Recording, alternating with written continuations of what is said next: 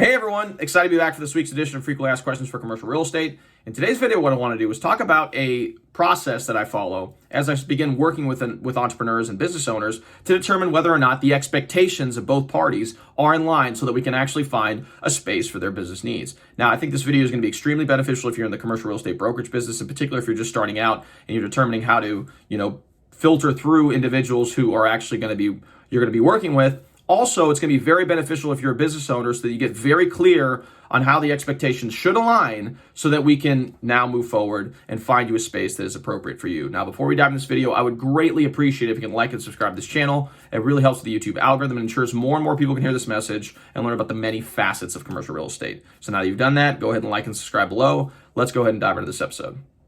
All right, so in order to get your expectations in line, or at least essentially have both parties' expectations meet, you have to determine the three criteria that are going to be beneficial or pertinent to any search of commercial property. So to start off, the first thing you have to get in line with is the budget. Now, this is often the most important because it is often the most rigid of the criteria. Now, when you start working with someone that is looking to get into the business for the first time, you really have to educate them on the market. So if the market for space for what they're looking for is $3,000 a month, but yet they only can pay or want to pay $1,000 a month, there's obviously a disconnect that needs to be bridged. Otherwise, it's not going to be beneficial for either party to work with one another because it's just not going to be something that is going to be fruitful. So getting in line with what exactly the market is dictating is crucial. This starts by sitting down with your prospective client, going through different listings that are available in the marketplace and educating them by saying, okay, well, this is the current landscape. Either we modify the budget criteria or we have to either look at the other two criteria that we're going to talk about in a moment. Now, another thing you need to consider as related to the budget is making sure that the business owner understands their numbers.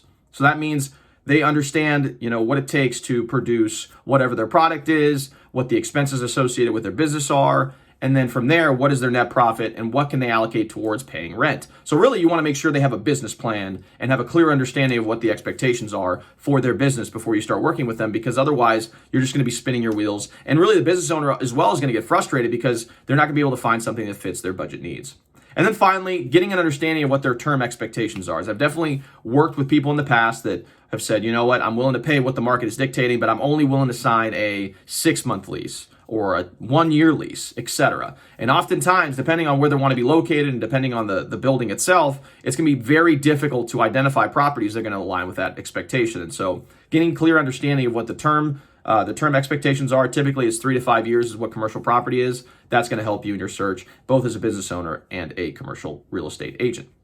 All right, so that's the first step. The second step is identifying the location. Now, there are certain individuals that are like, I want to be located in this exact area or this exact shopping center or this exact industrial park, and there's nothing you can do to change their mind. And that's fine as long as the other expectations are in line with what the market is dictating. So, for example, if you were working with a industrial owner they own a trucking company, and they say, hey, I want to be located in this particular business park. These are my criteria, and this is my budget, and it aligns with what the market is for that area, great. But if it doesn't, there has to be some modifications on the other two criteria, right? So those are some of the things that you need to consider. Along with that, you have to consider if the location itself is appropriate for their business. So for example, if you're a retail business, you don't want to be located in an area tucked away behind, in a residential community because you're not going to be very successful.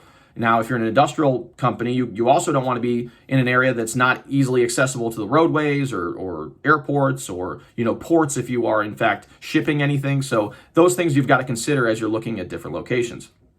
Along with that, if their budgetary or size requirements, their location requirements don't align with their budgetary and their second requirements, their third requirements, which is size, then you have to modify which areas they're in fact willing to look for. If they are unwilling to modify those areas, then it's probably not going to be very fruitful for either party to work together. So that's number 2, is to look at the location and determine whether or not it aligns with those other criteria as well.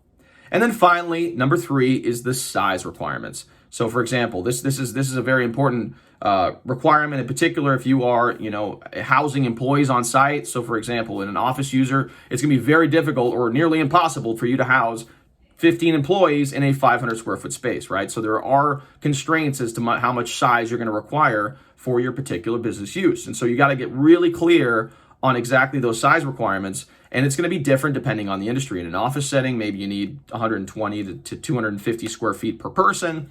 In a retail setting, it's going to depend on your business use. Obviously, groceries are going to require much more size because they have a lot more volume to be able to do, and their margins are a lot lower than maybe, let's say, a fast casual dining restaurant that maybe doesn't even need a big dining room. They just need a drive-through or whatever else. It's going to be a little bit different of a size requirement. So you really need to get clear on what the business owner's needs for size, and they should have a pretty good idea of what that looks like. Either A, if they're a startup, they should have talked to multiple different business owners that are maybe in an industry outside of their current market, so they can get a feel for what those expectations are. Or if they're an established business owner, they'll already pretty much know that either A, their current size is perfect for what they need, or maybe they need to expand or contract based on their current experience within their building as well. So those are some of the things you need to consider as you're going through the process of A, determining whether or not you want to work with someone. And again, as a business owner, this is beneficial for you to consider so that you can have a fruitful relationship with your commercial real estate agent so you can move forward and find a space that's right for your needs.